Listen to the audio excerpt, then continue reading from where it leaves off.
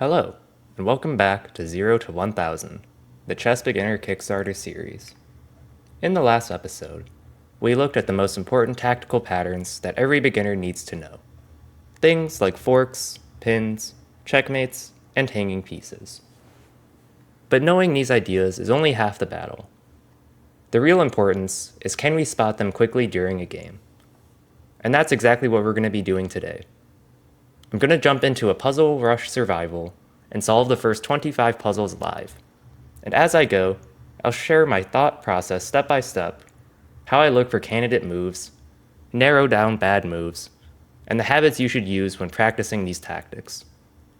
By the end of this episode, you're not only going to see how to approach puzzles the right way, but you'll also have a clear method to train your tactical vision so it shows up in your games. Real quickly, why do we do puzzles? Doing puzzles will help us practice our calculation. In other words, that's our ability to see multiple moves ahead accurately within a game. It'll also improve our tactical pattern recognition, which in other words, means being able to see things like checkmates, forks, and pins, and all of the tactical patterns you learned in last episode without needing to actively look out for it. They'll just stick out to you naturally.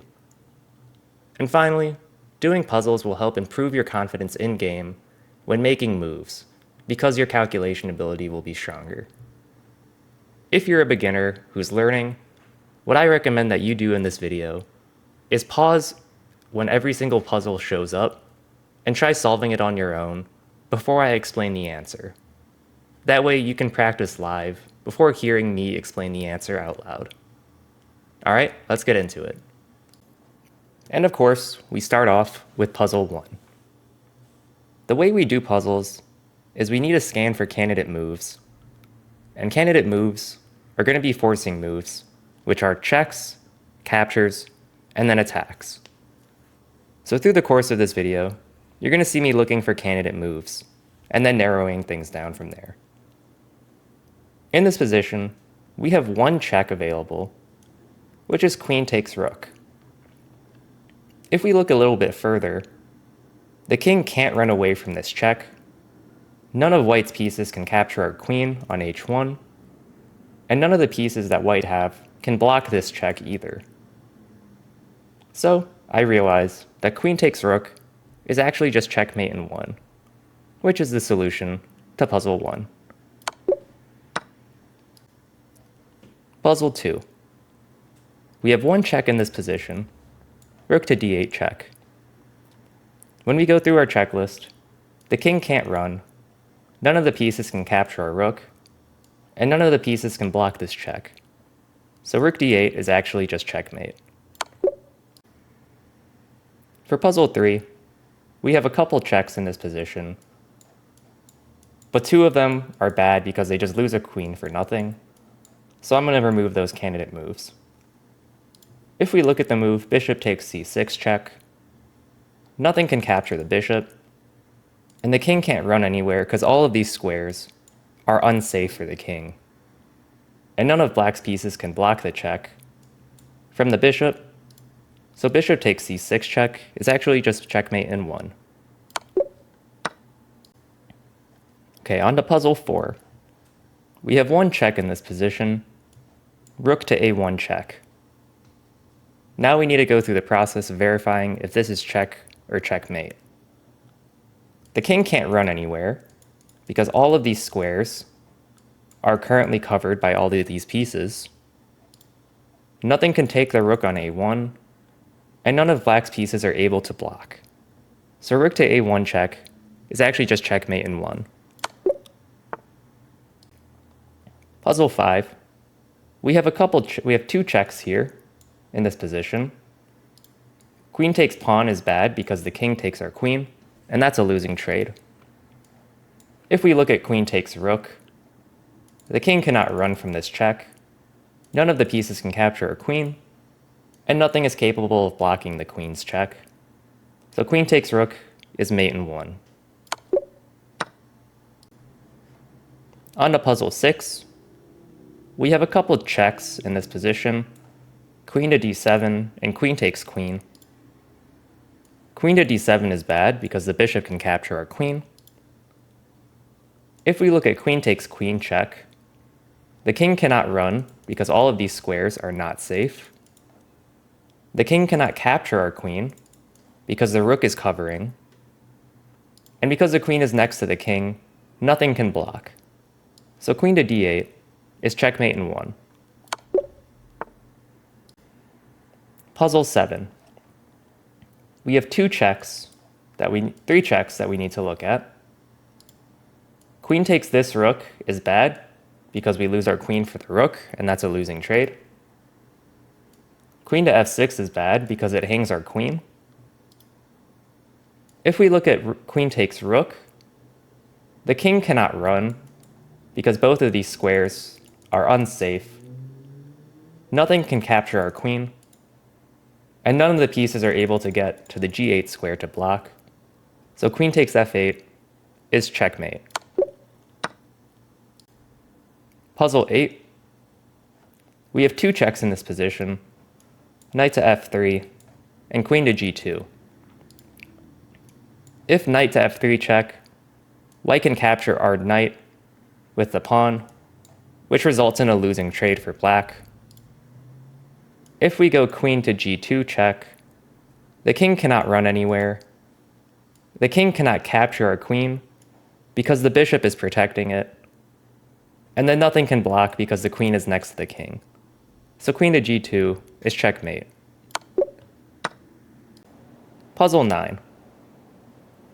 Using our process, we have two candidate checks, but the knight check is bad because it hangs the knight to this bishop.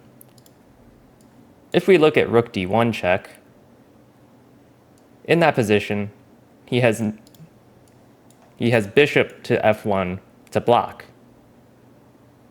If we can look one move deeper, in that position, we then have knight e2 check. And the only option is for the king to run to h1. The bishop cannot capture our knight because it would be pinned. So let me restart the line. Rook to d1 check, bishop to f1 to block, knight e2 check, king to h1 is forced. Then we have rook takes bishop on f1, and that final position would be checkmate. So rook to d1, the bishop blocks, knight e2 check, and then rook takes bishop is mate in 3. Okay, puzzle 10. We have a couple of checks in this position. All three of these queen checks are bad because they hang the queen. If we go queen takes f2, the king only has one move in that position, and that's to run to h1. In that position, we have the move queen to f1 check. The only move white has is to capture our queen with his rook. Normally, this is a losing trade for black in most situations.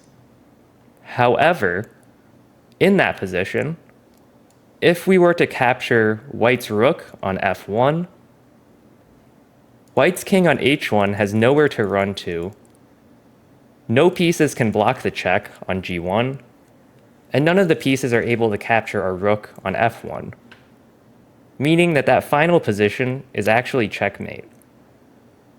So we go queen to f2 check, we go queen f1 check, sacrificing our queen, to then allow our rook to deliver checkmate. Puzzle 11. There's multiple checks we have to look at.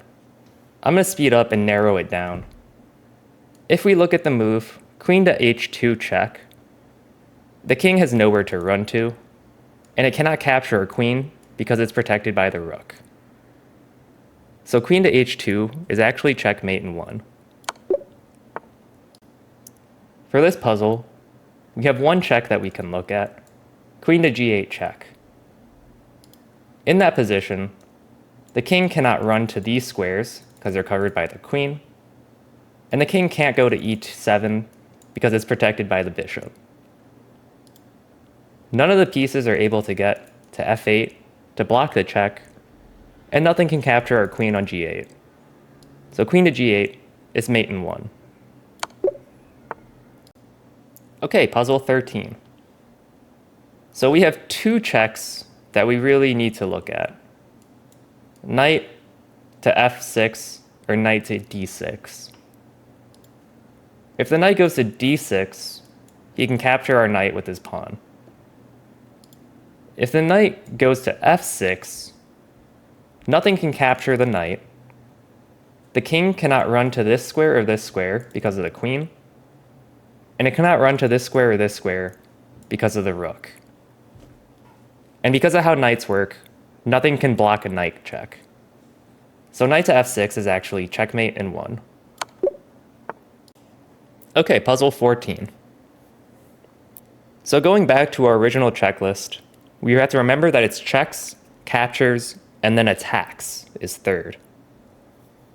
In this position, if you spend some time, what you'll notice is that none of the checks and none of the captures are winning for black. So next, we need to look at threats. One threat that I see in this position is to add an attacker on the h2 pawn, which is currently only protected by the king. So if I play the move, knight to g4, white has no way of actually defending the h2 pawn. The only thing I need to check left is that there's no dangerous moves that white has against me. If I play knight to g4, the only forcing move white has is knight takes bishop on e7 check. However, in that position, we can simply just capture the knight with our knight, and then white has no more forcing moves left. So now we've figured out that knight to g4 creates a strong threat, and white has no threats against us, so this is the winning move. Okay, puzzle 15. Once again, if you spend some time here, what you'll notice is that none of the checks and none of the captures for white result in anything that's winning. So we have to start looking at attacks or threats. In this position, I notice that if we can get our queen onto the g7 square, that position would actually be checkmate.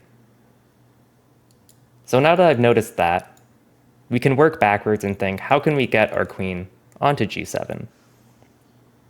One way I see of doing that is to play the move queen to e7, setting up queen to g7 checkmate. In this position, black has no good ways of defending the pawn on g7 to stop checkmate.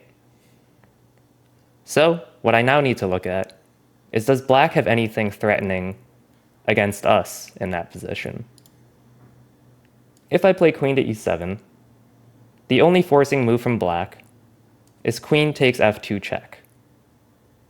We can simply capture the queen, and if the rook comes down to d2, we can simply just block with the bishop, and there's no more really forcing moves that are any dangerous from there.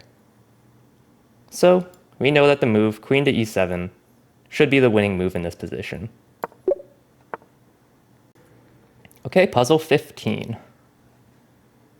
Well, in this position, there's one capture that looks pretty strong, which is rook takes rook on b1. In that position, there's two moves that white has that we need to calculate. He could capture the rook on b8 with his knight, or he could capture our rook on b1 with his other rook. Let's calculate them one at a time. If we play rook takes rook, and white plays knight takes rook, we could then bring our rook back in order to capture the knight, and the result of that trade is white loses a rook and a knight, and black loses a rook. So that results in black winning a knight. If we capture the rook on b1, and they capture our rook, and then we can capture the rook there, the result of that trade is 2 rooks for 1, which is also winning for black.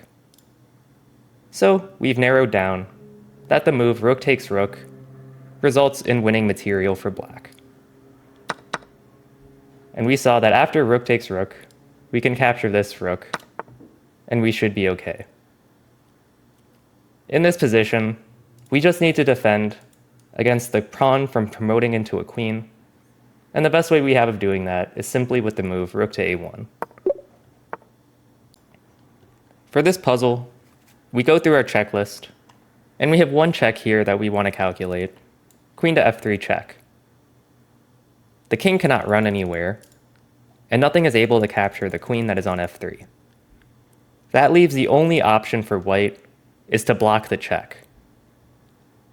In that position, the only option that white has to block is to move the queen to g2 in order to block.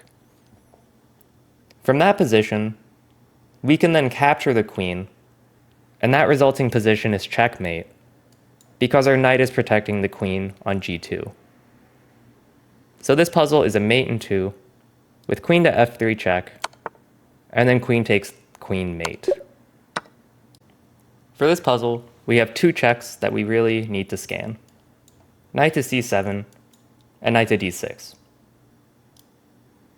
If we go knight to c7, nothing can capture the knight, and the king can't run anywhere because the rook is covering all of these squares. So, what we could notice is that the move knight to c7 is actually checkmate. Puzzle 19. So we have a lot of checks that we need to scan, such as all of these. However, a lot of these we can narrow down. All of these squares we can remove because they all result in us losing our queen.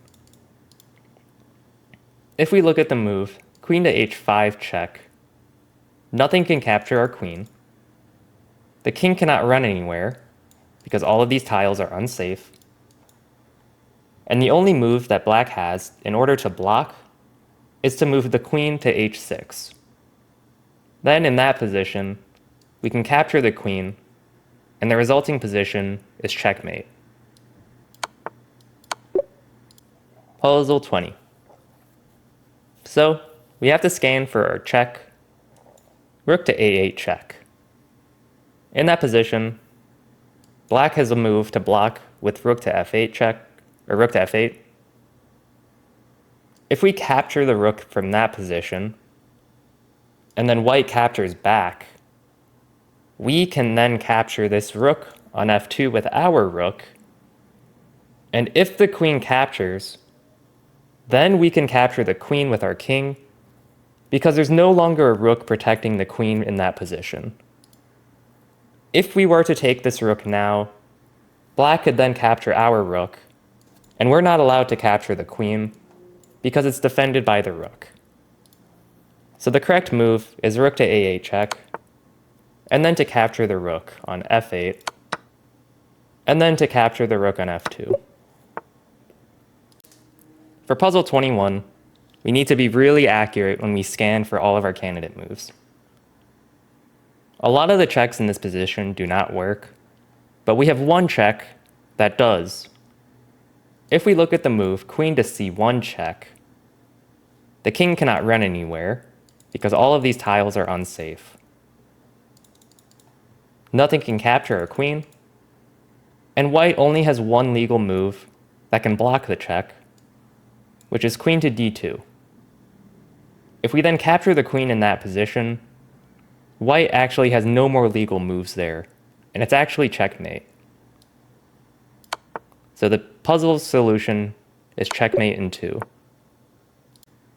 Okay, for puzzle 22, we actually have a tactic which I haven't discussed in the last video, but I may as well discuss here. It's known as a discovered attack.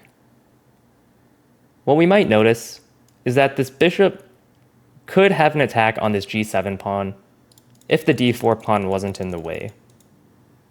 Since this is our pawn, we can push the pawn forward, creating an attack on the knight. If they were then to attack, or to capture our pawn, we can capture the pawn on g7, and black has no good way to defend their rook, which means that we would result in winning the rook. So the correct move in this position is pawn to d5, which is a discovered attack. In this position, we just need to accurately block this check, and we can do so by pushing our pawn, creating an attack on the queen. So here, black has actually defended the pawn on g7, but they left the knight undefended, so we can simply just capture this knight. Puzzle 23. Here, we need to accurately find our candidate moves. We have rook to a1 check, which looks pretty bad on its own, but let's calculate it deeper. If we play rook to a1 check, white's only move is to capture a rook with the king. We could then play queen to a8 check, and if the king goes back to b1, we have queen to a2, and that position's actually checkmate. So the correct move is to play rook to a1 check. Then give the check with the queen. He can give this meaningless block, but we can continue and play queen to a2 checkmate. For puzzle 24, we'll once again go through our checklist of looking at checks. If we play the move rook to g6 check, the king has 3 squares that he can legally run to. If the king runs to any of these squares, say king to h2 for example, the king is no longer defending the rook on f2, meaning that we can capture the rook, winning material. And if white were to promote their queen, our rook is there to capture it, so there's no worries in that regard. So the correct move is to play rook to g6 check, then capture the rook, and then stop the promotion. In this position, none of our checks nor captures really result in anything winning.